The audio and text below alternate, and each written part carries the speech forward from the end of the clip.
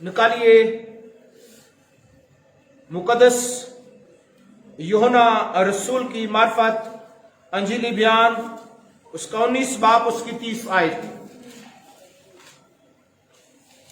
मुकद्दस यूहन्ना रसूल की मार्फत अंजीली बयान उसका 19 बाब उसकी 30 आयत में बड़ी खूबसूरत बात जो हमें मिलती है। खुदावंद के मुकद्दस कलाम पर गौर कीजिएगा अजीजों। खुदावंद का कलाम जो हर सुबह ताजा, जो हमारी रहनुमाई करता है, जो हमें संभालता, लिखा है कलाम खुदा में। बस जब यीशु ने वो सिरका पिया तो कहा तमाम हुआ और सर झुकाकर जान दे दी। खुदावंद के पाक कलाम का पढ़ा सुना जाना हम सबों के लिए भाई से बरकत हो। अजीजों, इसका मतलब सारा काम जो करने के लिए वो आया था मुकम्मल हो गया। उसने एक ही बार कुर्बान होकर गुनाह को मिटा दिया और खताकारी और गुनाह का खात्मा और बदकिरदारी का कफारा देकर हमें माफ कर दिया। और मुकद्दस दानियल की किताब में लिखा है कि ऐ खुदावंद तू हमको सलामती बख्शेगा क्योंकि तूने हमारे सब गुनाहों को हमारे लिए अंजाम दिया। यशायाह नबी के मार्फत भी कुछ ऐसा ही बयान मिलता है। अजीजों, खुदावंद के मुकद्दस कलाम में हम बड़ी खूबसूरत बात देखते हैं। खुदावंद ने हमारे सारे काम पूरे कर दिए, हमें निजात दे दी गई है, शिफा हो गई है और हम मौत से निकल कर जिंदगी में दाखिल हो चुके हैं। बादशाही मिल गई है, हमारी गुर्बत जो है वो दूर हो चुकी है और बदरूहें का हम पर अख्तियार नहीं रहा। और मेरे अजीजों, सब कुछ मुकम्मल हो चुका है और आप कफारे को पहचानिए कलाम खुदा के मुताबिक। अजीजों, हम खुदावंद के मुकद्दस कलाम में बड़ी खूबसूरत बात देखते हैं। आए मेरे साथ निकालिए कुलसियों दूसरा बाब और हम उसकी 14वीं आयत का कुलसियों दूसरा बाब 13वीं आयत से खुदावंद के मुकद्दस कलाम की तलावत करेंगे। लिखा है, और उसने तुम्हें भी जो अपने कसूरों और जिस्म की नामख्तूनी के सबब से मुर्दा थे उसके साथ जिंदा किया और हमारे सब कसूर माफ किए और हुक्मों की वो दस्तावेज मिटा डाली जो हमारे नाम पर और हमारे खिलाफ थी और उसको सलीब पर कीलों से जड़कर सामने से हटा दिया। उसने हुकूमतों और अख्तियारों को अपने ऊपर से उतार कर उनका बरमला तमाशा बनाया और सलीब के सबब से उन पर फतह भी का शादियाना बजाया। अजीजों, खूबसूरत बात जो हमने पढ़ी है वो ये है कि उसने हमारे कसूर जो थे, उसने तुम्हें भी जो कसूर वार थे और जिस्म की नामख्तूनी के सबब से मुर्दा थे अपने साथ जिंदा किया। जो जिस्म की नामख्तूनी के सबब से मुर्दा थे उसके साथ जिंदा हो गए। जो गुनाह, जो हर तरह की लानत और हर तरह की कमजोरी और बीमारी और हर तरह की वो इब्लीस की कुव्वतों का शिकार थे और जिस्मानी तौर पर इब्लीस की गिरफ्त में थे, इब्लीस ने उन पर जिंदगी को खत्म कर दिया था। उनके लिए लिखा है मसीह ने जो कसूरवार थे, जिस लायक ना थे, उनके लिए ये काम किया है। तुम्हें भी अपने कसूर और जिस्म की नामकदूनी के सबब से उस मुर्दा थे उसके साथ जिंदा किया और हमारे सब कसूर माफ किए। सब कसूर क्या है? माफ हो गए हैं उसमें, उसने तमाम कर दिया है। असीसो, खूबसूरत बात जो हमें मिलती है, लिखा है हुक्मों की वो दस्तावेज जो हमारे नाम पर, हुक्मों की वो दस्तावेज। दस्तावेज का मतलब कोई रिटन वर्क है, कोई आम बात नहीं है, कोई डॉक्यूमेंट है हमारे खिलाफ लिखा हुआ। असीसो, हुक्मों की वो दस्तावेज जिस पर मैनी इंसान के गुनाह लिखे हुए थे, और क्या किया है? हुक्मों की वो दस्तावेज मिटा डाली।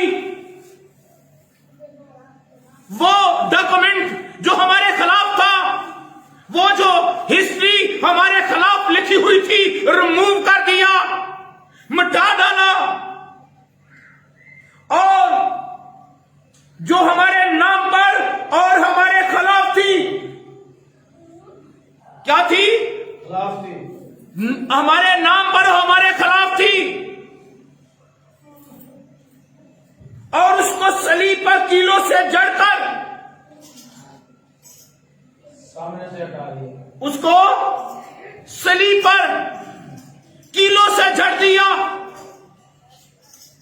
वो दस्तावेज जो आपके खिलाफ थी, उसको मिटा दिया,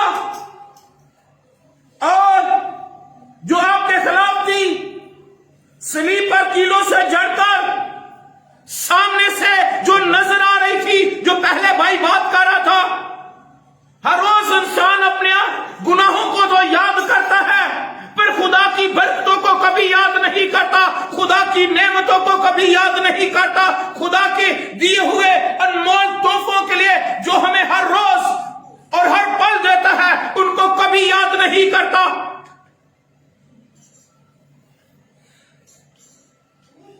हम अपने गुनाह पर, अबलीस पर तौनागा करते हैं, जो हमें हर वक्त गिराने और हर वक्त मुश्किलात में डालने के लिए रहता है, लेकिन जो हर बरकत हमें देता है, जो जमीन और आसमान का खालिक और मालिक है, उसके लिए हमें कभी कोई ख्याल नहीं आता कि जिसने हमें जीना सिखाया है, जो हमें हर बीमारी से बचाता और हर तरह की लानतों से आजाद करता है,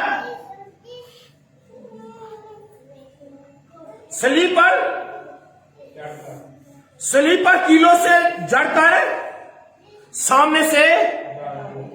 अब आपके गुनाह नजर मसीह में नहीं नजर आते। जो मसीह में है वो कहता है उनके खिलाफ जो दस्तावेज थी सामने से हटा दिया, और लिखा है उसने हुकूमतों और इख्तियारों को अपने ऊपर से उतार कर, हुकूमतों के इख्तियार जो रूहानी फौजें आप पर हुकूमत कर रही थी, अख्तियारात रखती थी,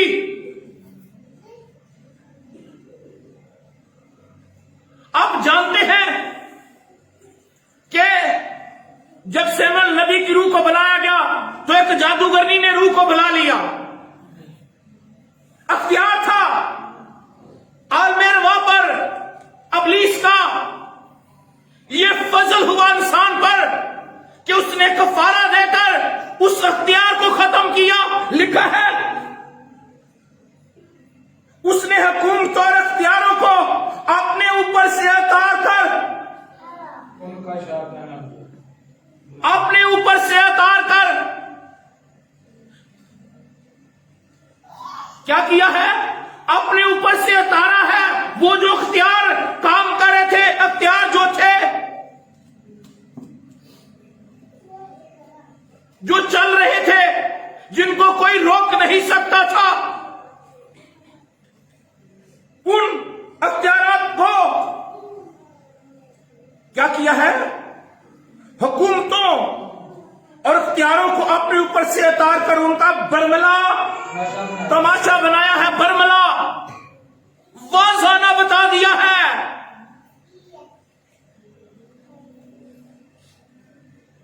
ये बता दिया मौत तेरी फतह कहां।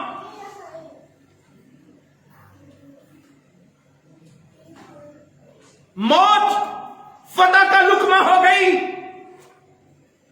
मौत तेरा डंक कहां। मौत जो हर एक इंसान और हर एक नबी पर गालिब आ रही थी, यीशु मसीह ने इस मौत की धज्जियां उड़ा दी।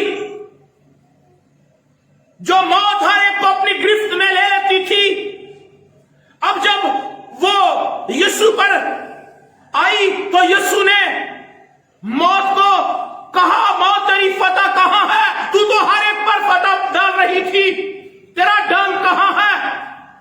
उस डंक के बायस को अपनी गिरफ्त में ले लेती, लेकिन यीशु को अपनी गिरफ्त में ना ले सकी।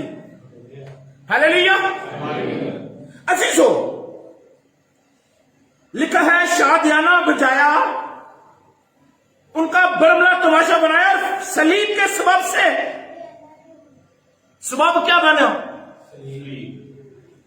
सलीब के सबब से फतह दी का शादियाना बजाया। सलीब रहाई का पैगाम बन गई। सलीब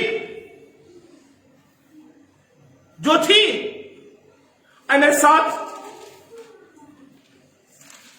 गलतियों,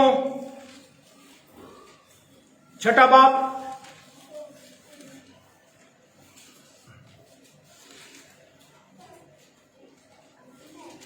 गलतियों छठा बाप, और इसकी हम 14वीं आयत को देखते हैं। लिखा है,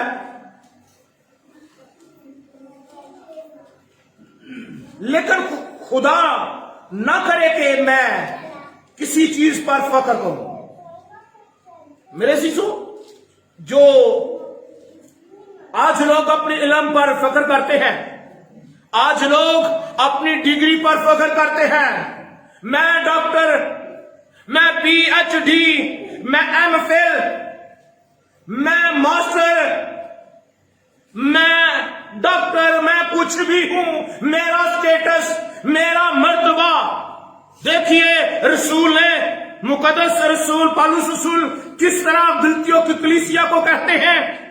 सुनिएगा अजीजों, लोग अपने दौलत, अपने पेशे पर, अपनी चीजों पर फख्र करते हैं, लेकिन रसूल किस चीज पर फख्र करता है? वो अगर फख्र करना चाहता तो कर सकता था।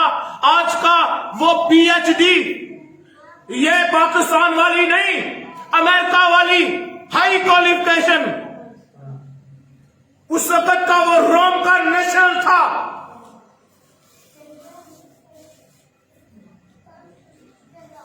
वो एक उस्ताद आदमी था, लेकिन वो क्या कहता है? सुनिएगा, लिखा है, लेकिन खुदा न करे कि मैं किसी चीज पर फख्र करूं। खुदा न करे मैं किसी चीज पर फख्र करूं सिवाय अपने खुदा यीशु मसीह की सलीब के। कहता है, खुदा ना करे मैं किसी चीज पर फख्र करूं। लोग अपने तो फख्र करते रहते ने, क्या करना है? स्वयं अपने खुदा यीशु मसीह की सलीब के, जिसे दुनिया मेरे एतबार से मसलूब हुई और मैं दुनिया के एतबार से, कहता है, जिसे दुनिया मेरे एतबार से मसलूब हुई, मेरी खुशखबरी के वसीला से, और मैं दुनिया के एतबार से। अजीजों, एक और बात सीखिए, मेरे साथ निकालिए पहला कुरिन्थियों पहला बाब। खुदा के मुकद्दस कलाम में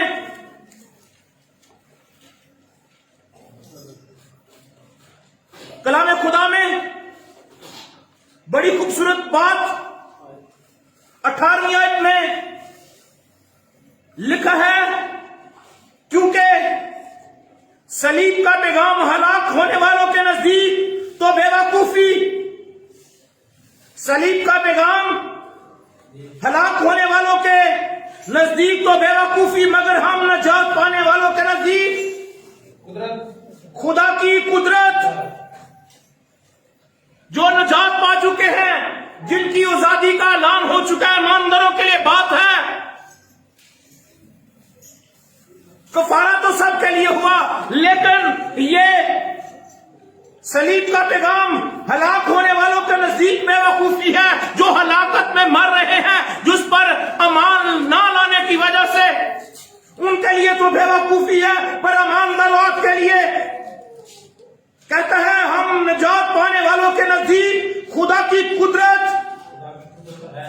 हालेलुया। जो निजात पा चुके हैं, जो उस पर अमान ला चुके हैं, उनके लिए खुदा की कुदरत।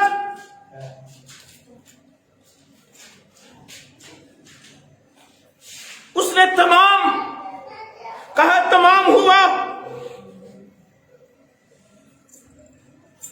अजीजों, खुदा उनके मुकद्दस कलाम का मुताला करें तो कलाम पाक में लिखा है 7वें कलमे में, ऐ बाप मैं अपनी रूह तेरे हाथों में सौंपता हूं। जब आपने छोड़ दिया था तो बाकी मसीह की अपनी रूह यानी कलमा रूह उसमें रह गई, जिसे उसने बाप के सुपुर्द किया। यहां यह बात भी अच्छी तरह से जान जाना चाहिए, यीशु में इंसानी रूह नहीं थी, क्योंकि इंसानी रूह मखलूक होती है, मगर यीशु में खालिक रूह थी, यानी कलमा, खुदा का कलमा, कलमा रूह थी जो बाप के सुपुर्द की। अजीजों, यूहन्ना रसूल पहले बाप की पहली आयत में कहते हैं, लिखा है इब्तिदा में कलमा था और कलमा खुदा के साथ और कलमा खुदा था। रसूल आज़म इस बात को बड़ी खूबसूरती से बयान करते हैं, असल में कलमा था और कलमा खुदा के साथ था और कलमा खुदा था। यही असल में खुदा के साथ था,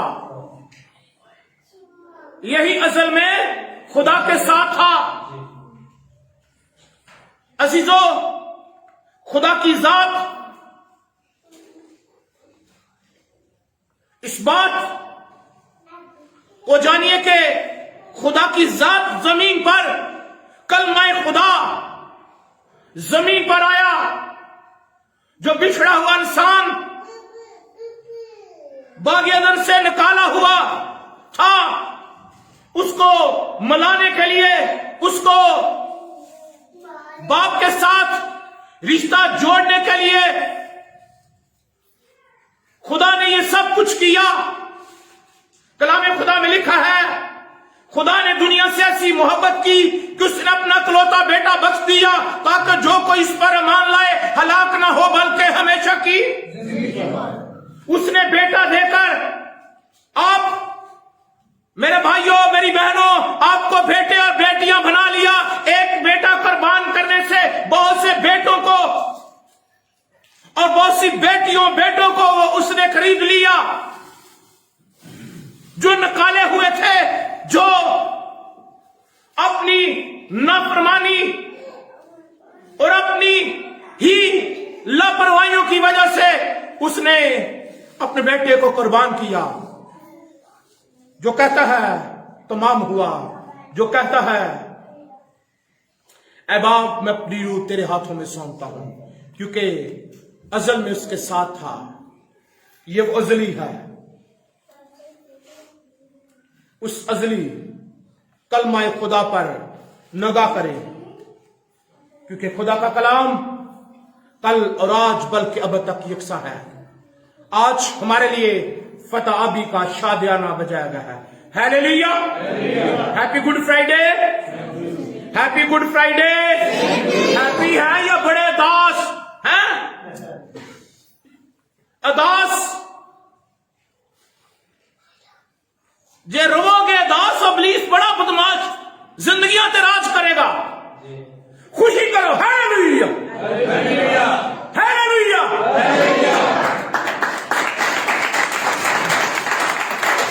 happy good Friday, happy good Friday, happy good Friday.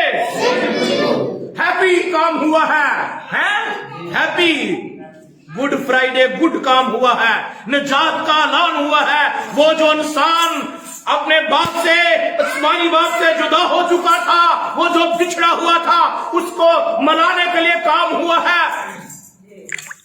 बाप ने उसका बेटा जो गुनाह से मबर्रा और गुनाह से ना वाकिफ था, उसको कुर्बान करके हमारी आजादी का ऐलान कर दिया। Hallelujah, hallelujah, happy good Friday. Good काम हुआ है। अजीजों, उस सलीब पर फख्र किया करें, उस सलीब पर फख्र किया करें। जब सुबह को तकरीबन रात को तबीयत थोड़ी खराब थी और सुबह 12 बजे तक तबीयत नासाजगार थी और फीवर था, लेकिन मैंने कहा खुदावंद मैं तेरी सलीब को बयान करना चाहता हूं। और जब सलीब को बयान करने के लिए मैंने इस बात को अपने दिल में खुदावंद से बात करना शुरू की, खुदा ने मुझे तकवीयत दी। अब मैं बिल्कुल ठीक हूं। आप जब सलीब पर फख्र करते हैं, खुदावंद तेरी सलीब हमें बचा लेती है, खुदावंद तेरा लहू हमें पाक करता है। उसकी सलीब का जिक्र किया करे, फख्र किया करे। सलीब हमारे लिए रहाई का पैगाम है। हालेलुया। खुदावंद आज के कलाम के वसीला से मुझे रब को बरकत दे, आमीन।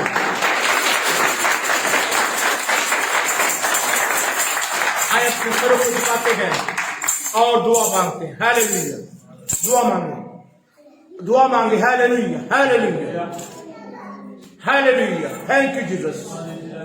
आया शुक्रगुजारी से भर जाए। आज कहे खुदावन तूने हमारी निजात का काम किया है, खुदा तूने हमें छुड़ा लिया है। खुदा हम तेरे फजल के लिए, हम तेरी बरकतों के लिए, नेमतों के लिए शुक्रगुजारी करते हैं। हालेलुया।